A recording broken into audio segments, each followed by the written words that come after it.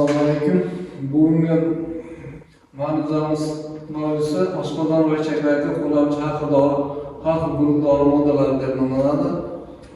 Bugungi mavzumizga quyidagi rejalar mo'ljallashtirilgan 3 ta reja. Birinchisi surgi dorilar, ikkinchisi g'o'rtal moddalar, uchinchisi o't haydovchi dorilar. Birinchi savol bo'yicha to'xtaladigan bo'lsak, demak, dastlab biz surgi dorilarni nima ekanligini bilishimiz kerak. Surgi dorilar bu ichaklar motorikasini kuchaytirib, hazm kanali bo'yicha xomashli chiqishini tezlatuvchi moddalarga surgi dorilar deb ataladi. Endi farmakologiyada surgi dorilari quyidagicha tavsiflanadi.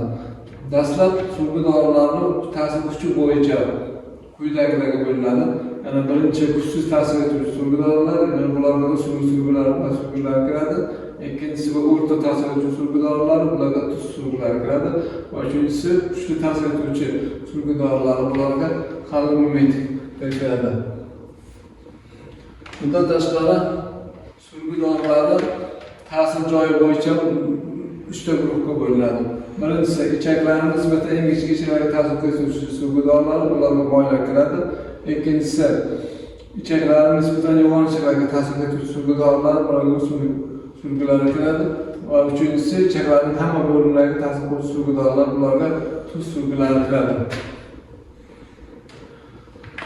Yana surgi dorilari ta'sir mexanizmi bo'yicha bo'linadi. 3 ta guruhga bo'linadi. Jumladan birinchisi ichaklarda osmotik bosimni oshirib, ko'p miqdorda suyuqliklar to'plovchi va ichaklar reseptorlarini qitiqlab, defegatsiyasi chaqiruvchi vositalar. Bularga tuz surgilari kiradi. Ikkinchisi ichaklar reseptorlarini qitiqlab, reflektor ravishda defegatsiya chaqiruvchi moddalar. Bularga karamel, o'simlik surgilari va sintetik surgi dorilar kiradi. Va uchinchisi ichaklarda qattiq massani yumshatib, uni ichaklarda harakatini tez yengillashtiruvchi moddalar. Bularga moylar kiradi. Farmakologiyada surgi dorilar 4 ta guruhga bo'linadi. Birinchisi bu moy surgilari, ikkinchisi antihormon hormonlari, uchinchisi podofilin tipidagi surgi dorilar va to'rtinchisi tuz surgilari.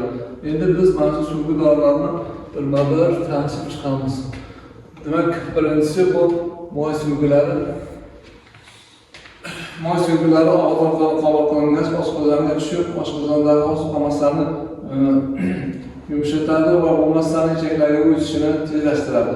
So'ngra ichaklardagi ishqoliy muhit va fermentlar ta'sirida yangi birikmalar hosil qilib, ichaklarda reseptorlarni qitiqlaydi va surgi ta'sirini namoyon qiladi. Moy surgilariga quyidagi dorilar kiradi. Ularga karankunjut moyi, paxta moyi, bodom moyi, shoftali moyi, zaytun moyi, kungobaxor moyi va zig'ir moyi. Endi ushbu moylar ichida eng yaxshi surgi ta'sir qiladigan moylardan biri bu karankunjut moyi hisoblanadi va bizda veterinariyada keng qo'llaniladi yaxshi surgi moy surgi sifatida. O'sha karankunjut moyi bu karankunjut o'simligi urug'laridan olinadi, tarkibida 3 gliserol kislota saqlaydi. Og'iz orqali qabul qilinganda karankunjut moyi oshqozondagi to'plangan massani yumshatib, ichaklar tomon harakat qilishga yordam beradi. Shundan so'ng u 12 barmoqchaning ishqoli suyuqligida reseptor kislotaning tuzlari va gliseringa parchalanadi. Keyin esa o'ziga xos ta'sirni ko'rsata boshlaydi. Ya'ni ichaklardagi sezuvchi nerv shular reseptorlarni qitiqlaydi va natijada ichaklarda ingichka ichaklar qisqarishini tezlashtiradi va surgi ta'sirini namoyon qiladi.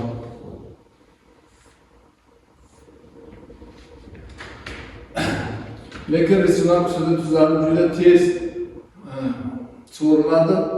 Shu sababdan ham uning ta'siri asosan ingichka ichaklarda bo'ladi. Yo'g'on ichaklarga yetib bormaydi, chunki tez so'rilib ketishiga sababchi bo'ladi.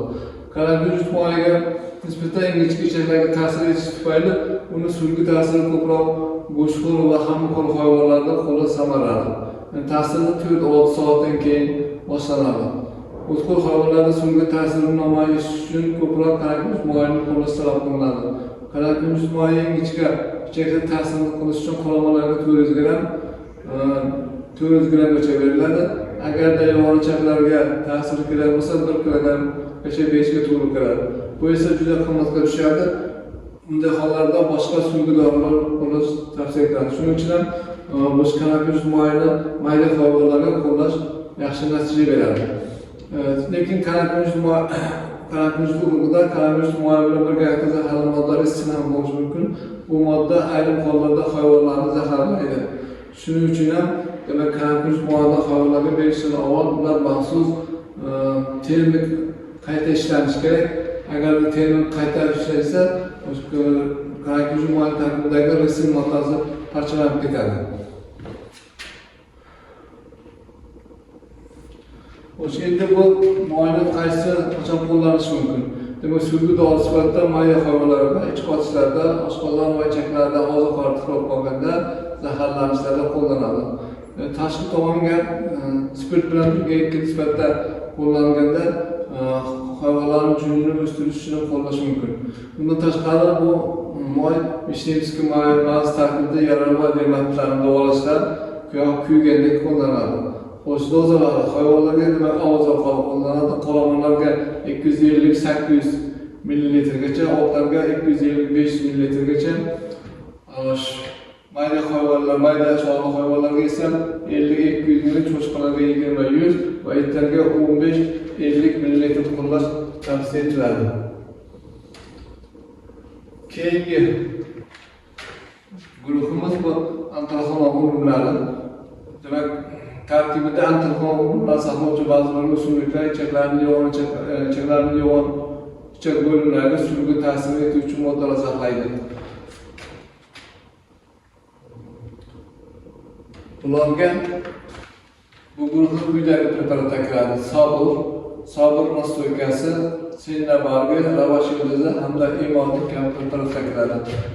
Bular ichida eng yaxshi tavsiya qilinadigan bu sabr moddasi hisoblanadi. Sabr bu Allah usulligini ko'rtirgan shirasi.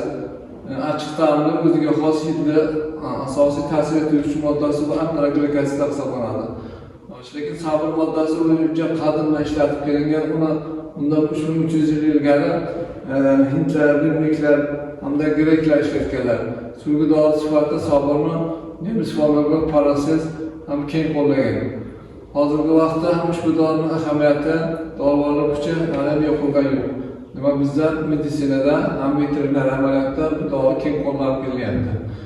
Sabr kichik dozalarda qo'llanilganda ishtahani ochadi, ovqat hazm qilishni yaxshilaydi, u tayyorlashni kuchaytiradi. Lekin agarda sabrni katta dozalarda qo'llasak, u yo'g'on ichaklarga tushgach, o'zini suvga ta'sir namoyon qiladi. Sabr tarkibidagi antaraglik azizlar allan va imodenga parchalanib, ichaklardagi reseptorlarni kuchaytiradi va suvga ta'sir namoyon qiladi. Suvga ta'sir 12-16 soatdan keyin boshlanib, 8-24 soatgacha davom etadi. Endi sabr ko'proq otlar uchun eng yaxshi suvga dori hisoblanadi. Qolamon qo'yishlar va cho'chqalarda esa bu dorimiz sevuvchanligi sust. Sabr ham demak yuqorida aytganimiz suvga dori sifatida, demak otlarda ich qotishlarda, ichaklarda oziq-ovqat tiqilib qolganda yoki gaz to'planganda ko'proq qo'llanadi. Bundan tashqari u tayyorlik sifatida jigar kasalliklarini qo'llash tavsiya etiladi. Hayvonlarga og'iz-oqali habdori shaklida, bo'tqa shaklida yoki kukun shaklida qo'llash tavsiya etiladi. Demak, qachon qo'llash mumkin emas? Demak, sabrni o'tkir gastrit va entritda, yurak faoliyati suyganda, bo'g'ozlik paytida hamda sigirlar tushib ketish davrida qo'llash tavsiya etilmaydi. Chunki sabrning ta'siridan sutda achchiq ta'm paydo bo'lishi mumkin. Dozalari qalamonlarga 20-35 gram, otlarga 20-35 gram, mayda sho'rva hayvonlarga 10-15 gram, cho'chqalarga 5-10 gram, itlarga 1-3 gram. Berish tavsiya etiladi.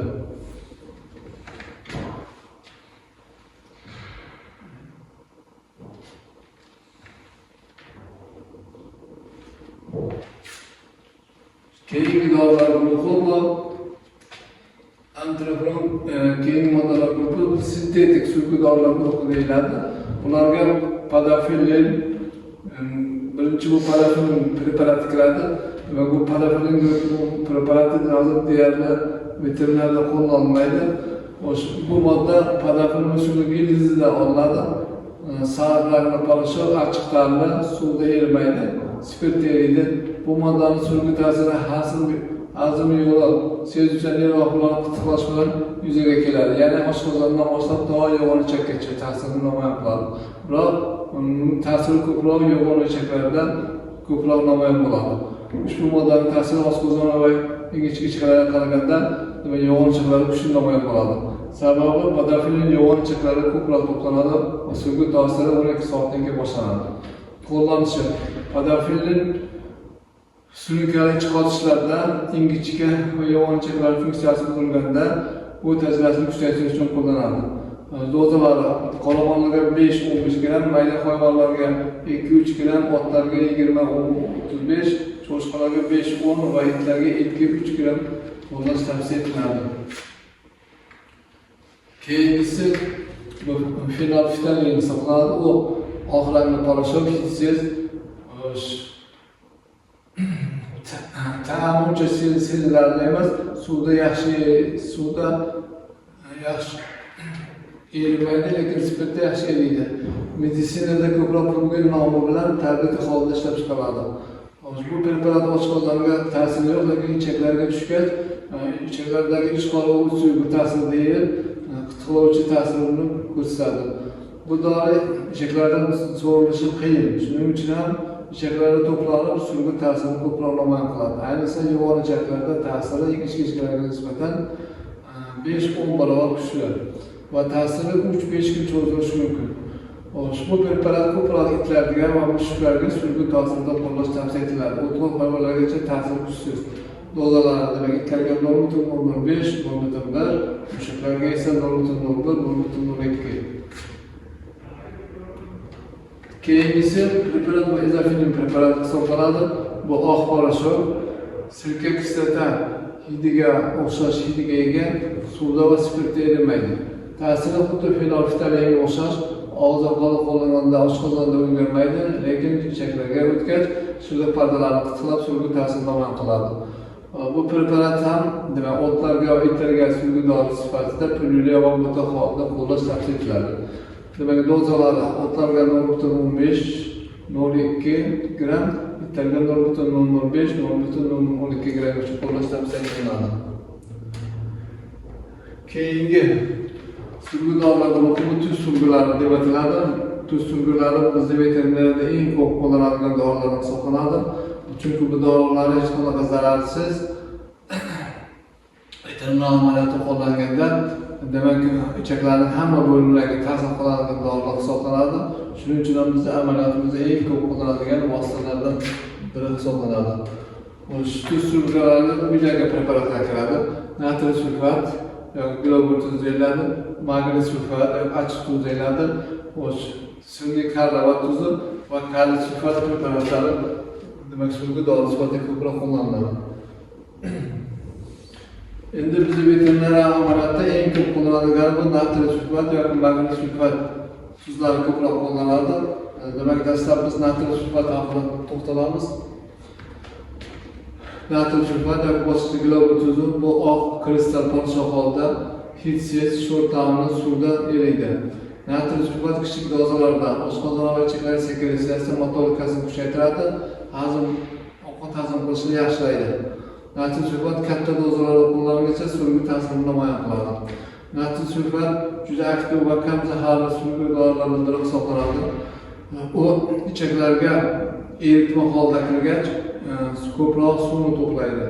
Suv ichaklarga katta miqdorda to'planib, ichaklar devorini qisadi, natijada deflektor ravishda peristaltikani kuchaytiradi. Bu holat ichaklardan tuzlar chiqib ketguncha davom etadi. Natriy sulfat 4% konsentratsiyasi suyuqi ta'sirini namoyon qiladi. Konsentratsiya kuchaygan sari suyuqi ta'siri ham kuchaya boradi. Natriy sulfat 8-10% konsentratsiyada suyuqi ta'siri o'tgan hayvonlarda 3-4 soatda, go'shtxo'r hayvonlarda 1-2 soatdan keyin boshlanadi. Qo'llanishi ushbu preparat suyuqi dori sifatida ichaklar spazmida, hayvonlar ko'p ovqat yeb qo'yganda, zaharlanishlarda yoki ich qotishlarda qo'llash tavsiya qilinadi.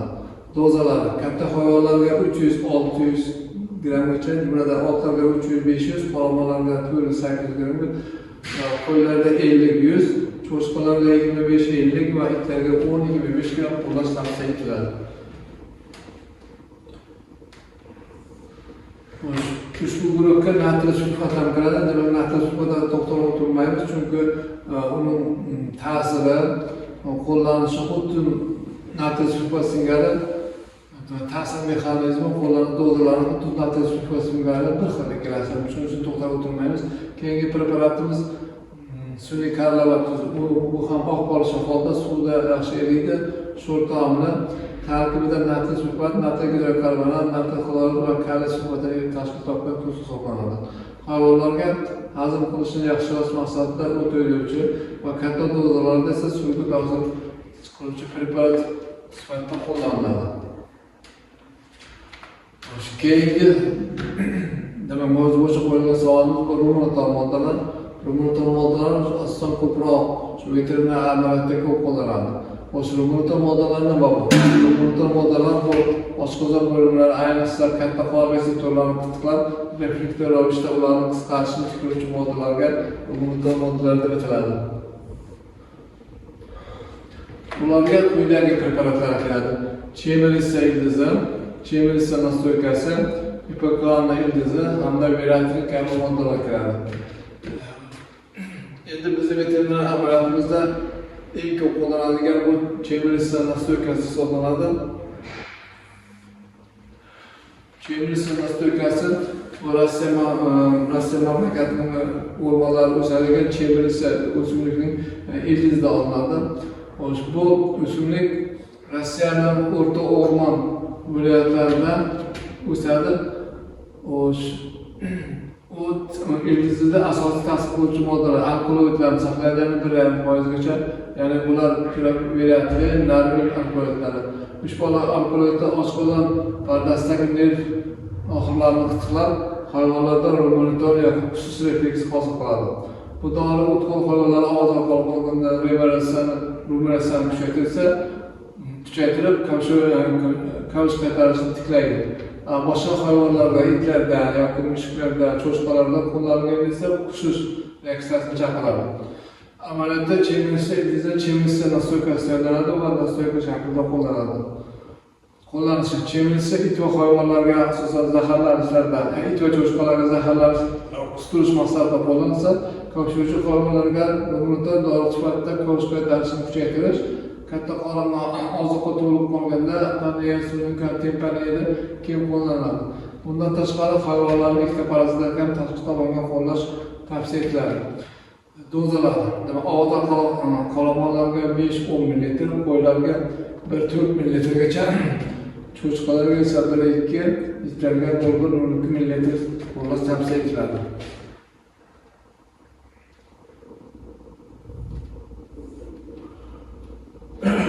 Keyingi savolimiz bu o't haydovchi moddalar edi. Demak, o't haydovchi moddalar nima bu?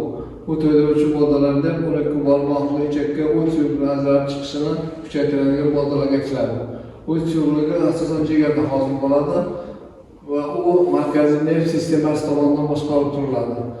Markaziy nerv sistemasi va parasimpatik nerv sistemasi qo'zg'atuvchi moddalar o't suyuqligi ajralishini kuchaytirsa, markaziy nerv sistemasini suyatuvchi moddalar va simpatik nerv sistemasini qo'zg'atuvchi moddalar esa o't suyuqligi ajralishini kuchaytiradi. Demak, o't jigar ajralgandan so'ng o't yo'llari orqali 12 barmoq ichakka tushadi va 12 barmoq ichakda asosan yog'larni parchalashga o'zining ta'sirini ko'rsatadi. O'sha o't haydovchi moddalar asosan hayvonlarga o't haydovchi modda sifatida jigar kasalliklarida, o't yo'li va o't pufagi yarimlanishlarda keng qo'llaniladi. O'sha farmakologiyada o't haydovchi dorilar 3 ta ta'siri bo'yicha 3 ta katta guruhga bo'linadi. Birinchisi o't hosil bo'lishini kuchaytiruvchi moddalar, bularga efir moylari, degidroxalin kislota, dexalin, xolosat, alkohol va pufagi kirsa, ikkinchi o't pufagi va o't tonusini tiklab, ichaklarga o't suyuqligi chiqishini tezlatuvchi moddalar. Bularga magniy sulfat, papaverin, atropin, gistamin va penton kiradi. Uchinchisi ta'siri bo'yicha demak yallig'lanishga qarshi ta'sir etib, o't suyuqligini chiqishini yaxshilovchi moddalar. Bularga kalsiy birikmalari, vitamin K, vitamin B12, nikotin kislotalari kiradi. Endi o't haydovchi moddalar haqida qisqa to'xtalib o'tamiz. demak bizda veterinariyada ko'proq qo'llanadigan gidroxlorik kislotasi. Demak bu oq bo'lishi, hissiz, achchiq ta'mli spirtli degan preparat ta'siri o't ajralishini kuchaytiradi va sidr ajralishini yaxshilaydi. Hayvonlarga og'iz orqali va miya tomiriga jigar funksiyasi buzilganda, yurak yetishmovchiliklarida, shishlar paydo bo'lganda qo'llaniladi. Dozasi, demak og'iz orqali qo'llaniladi hayvonlarga ot va qoramollar 3-6 gram, cho'chqalarga esa 1-2, itlarga 4-2 gram miqdorda qo'llash tavsiya etiladi. Keyingi preparat allohol. Allohol tarkibida o't, aktiv ko'mir, sarimsoq va ekstrat saqlaydi. Bu preparat oshqozon, ichaklar motorikasi va sekretsiyasini aktivlashtirib, achish va chirish holatlarini pasaytiradi. Hamda o'tkir va surunkali jigar va o't kasalliklaridan, o't yo'li kasalliklaridan timpaliyada va tanada qo'llash tavsiya etiladi. Dozalar og'iz orqali, demak mayda yosh hayvonlarga 9-6 gramgacha, itlarga 5-1 gramgacha, itlarga 0,25 gram qo'llash tavsiya etiladi.